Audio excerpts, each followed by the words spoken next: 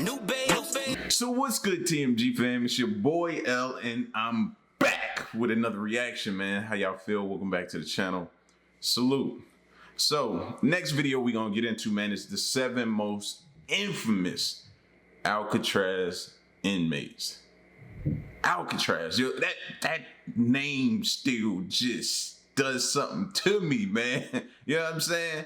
And from what little bit I do know about Alcatraz being out there in the San Francisco Bay, you know, just imagining this prison out in the middle of about a mile and some change off of the coast. And it's just out there surrounded by water, bro. And you have this maximum security federal prison. Like, you could just imagine some of the things that probably took place there, bro. It housed some of the most ruthless criminals known to man, right? And a lot of people think due to people possibly going missing or escaping or what have you, is the reason they shut it down. No, I did some research and they said the reason it was shut down was due to the cost that it took to upkeep it, to maintain it, for it to run. Like, it cost several $1 million for this place to run, which is crazy when you think about it. You know what I'm saying? So, man, Alcatraz was just one of those prisons that you hear about. It still gives you chills just because of the name Alcatraz. Don't nothing good sound like it's gonna come when you go to that. It sounds like you're gonna deal with some hardened criminals, bro. You probably gonna have to have multiple shanks and try to defend your life every single day, bro. You know what I'm saying? But we're gonna get into the 7 most infamous Alcatraz inmates. If you're new to the channel, man, and you like this kind of stuff, bro, at the end of the video, hit the like button and subscribe if you're new. Let's go. From dangerous gangsters who terrified the Depression-era United States, to a convicted killer who inspired an Oscar-nominated film, here are the 7 most infamous Alcatraz inmates. Before we begin, be sure to subscribe to They Will Kill You. Hit the like button and request any topics you'd like to learn about in the comments section below.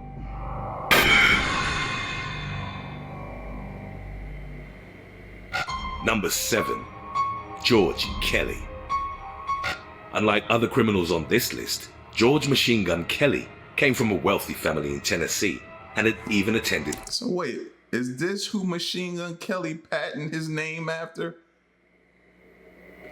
I never stopped to think of where Machine Gun Kelly got his name from, bro. George Machine Gun Kelly came from a wealthy family in Tennessee and had even attended college. Many suspect that his wife Catherine was the one who facilitated his rise to become public enemy #1. She introduced him to a number of notorious gangsters and even bought Kelly his first machine gun. Catherine was an expert at marketing her husband to the public and underground circles. Many historians believe that she was actually responsible for building the Machine Gun Kelly image. The two were inseparable, enjoyed a lavish lifestyle, and thrived in the criminal world together. Kelly performed a string of successful bank robberies in Texas and Mississippi. Why? You come from a wealthy family. And that's crazy, man. Sometimes the people who commit these crimes don't even need it. It's the thrill, it's the rush, or it's a woman. Ladies, y'all are taking down many a good men, bro. Like, he didn't even need it. He probably felt he was impressing her. He was doing it to impress her. It was to turn her on, get her hot. Come on, man. You came for money. Why? Kelly performed a string of successful bank robberies in Texas and Mississippi, which some believe had been orchestrated by Catherine. To avoid capture, the couple would state hop, and they'd also dye their hair to conceal their identities. The duo was ultimately apprehended following the kidnapping of wealthy oil tycoon Charles Urschel. While on Alcatraz, Kelly was reportedly considered a model inmate by the warden, and he even worked as an altar boy. However, fellow prisoners described him as boastful and said that he was frequently talking about robberies and murders he hadn't even committed. Number 6. James Bulger. Unlike the other inmates on this list, James Whitey Bulger seemed to have actually enjoyed his time on Alcatraz. While writing to Alcatraz historian Michael Esslinger, Bulger wrote, "If I could choose my epitaph on my tombstone, it would be, I'd rather be in Alcatraz." Bulger was unlike most inmates. He served his first long-term sentence at Atlanta Penitentiary, where he volunteered for an experimental CIA program called MK Ultra, in which inmates were given heavy doses of LSD as well as other drugs. Alcatraz would only be a stepping stone in Bulger's... Whoa. Why? What experimental drug wanted to give me that? There ain't no experimental drugs, right? It's giving them some hardcore stuff. MK Ultra. It says Subproject 8 is being set up a means to continue the present work in general field of LSD. So in order for us to continue to work in this field, we need some lab rats, some human lab rats. And what we're going to do is we're going to inject them with LSD, see how it goes. It said this project will include a continuation of a study of biochemical, neurophysiological, sociological, and clinical psychiatric aspects of LSD. So they're going to give you... They're going to give you LSD. They're going to push this drug in you. Then they're going to sit back and study the effects it has on you. Like you are a legit lab rat, and they're just standing out there watching, taking notes. You respond this way, they take more notes. You do this, you pass out, you foam at the mouth. This is all the stuff. I guess this is back then their way of giving you that long list of side effects for drugs. This was their way of getting that back then. You know what I'm saying? That's crazy. Who, knowing what we know today, who's taking that? Nobody. In which inmates were given heavy doses of LSD as well as other drugs. Alcatraz would only be a stepping stone in Bulger's criminal career. After the prison closed in 1963, he served the rest of his term at Leavenworth. After his release in 1965, Whitey Bulger would become a major player in Boston's criminal underground. He remained a fugitive between 1995 and 2011. After Osama bin Laden was killed, Bulger rose to the top of the FBI's most wanted list. He was finally apprehended while living under an assumed identity in Santa Monica, California. He was given 2 life sentences after being convicted of 11 murders. Number 5, Roy Gardner. Roy Gardner may not share the same level of fame as other inmates on this list, but this is mainly because he worked alone and was never a Depression-era gangster, regardless. Gardner was a force to be reckoned with during the Roaring '20s. Much like the outlaws of the Old West, Gardner primarily targeted trains. He is known as the last great American train robber and was nicknamed the King of the Escape Artists. Gardner once escaped from a moving train. He also escaped the penitentiary on McNeil Island. In 1934, Gardner was transferred to Alcatraz, which he would later describe as the toughest, hardest place in the world. He was released 4 years later after his appeal for clemency was approved. Gardner would publish an autobiography called Alcatraz, The Rock of Despair, most of which he'd written as an inmate. It was one of the first... A lot of people, that's what they said when I think I read about it, that was his nickname, The Rock. You know what I'm saying? I'm guessing because sitting on an island, The Rock. You know what I mean? It probably had several other reasons why it was called The Rock. The Rock of Despair, most of which he'd written as an inmate. It was one of the first accounts about life inside the infamous prison, which also mentioned some of the other infamous names on this list. Number 4, Alvin Karpis. Alvin Creepy Karpis, who reportedly earned the nickname from his sinister smile, spent more years on I see it. Soon as they said his name, I see it. I saw it. Alcatraz than any other prisoner. He was one of the leaders and the criminal mastermind behind the Karpis Barker gang. During the 1930s, the gang hijacked mail deliveries and robbed a number of banks before turning to the lucrative field of kidnapping.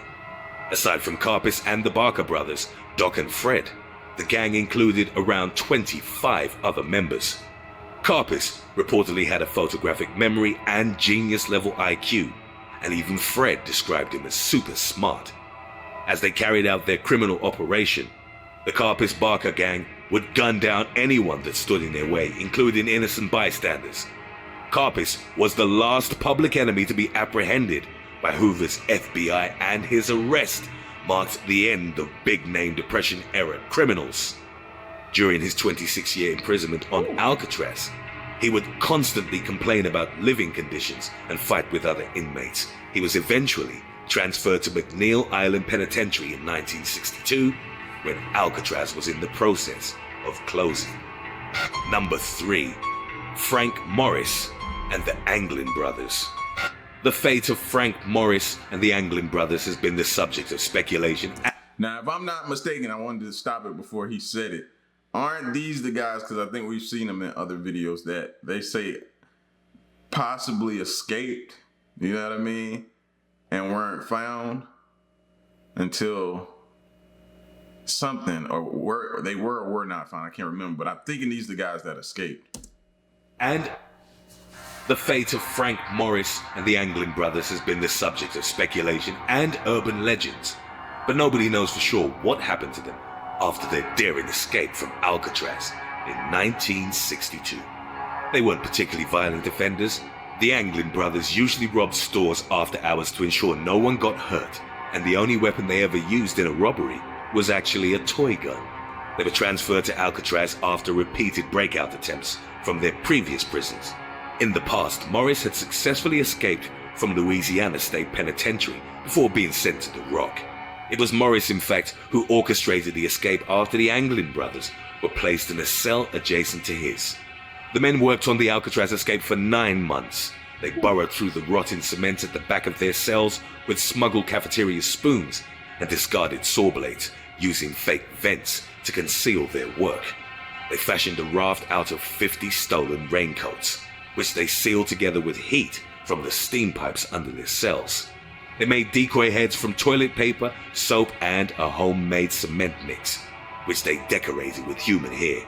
On June the 11th, the 3 men crawled out of the back of their cells, took the raft, and made their way to the roof. They climbed down the wall into the bay and set off to nearby Angel Island. The decoys were discovered the next morning during roll call. Many believe the men didn't make it, as the tide was 8 miles per hour and the temperatures were 54 degrees Fahrenheit. However, circumstantial evidence from the early 2010s suggests that the men had survived and that the authorities had covered up their successful escape. Number 2. That's what it was. You know what I'm saying? I think they escaped too, bro. You know what I mean? Would you want that for your prison that's feared, one of the most feared prisons at the time, because they said it closed in 63, right? So at the time when it was open, one of the most feared prisons, did you want that type of stain that people were able to escape? You want that getting out there to the public? You ain't want that, so you would cover it up. Nah, they tried to escape, but they died. That sounds a little more better for prisoners coming, right? So you would try to pitch that. You know what I'm saying? They ain't make it. They ain't make it. They died. Try it if you want to, and meet the same fate as those gentlemen. I could hear the warden talking now. Al Capone.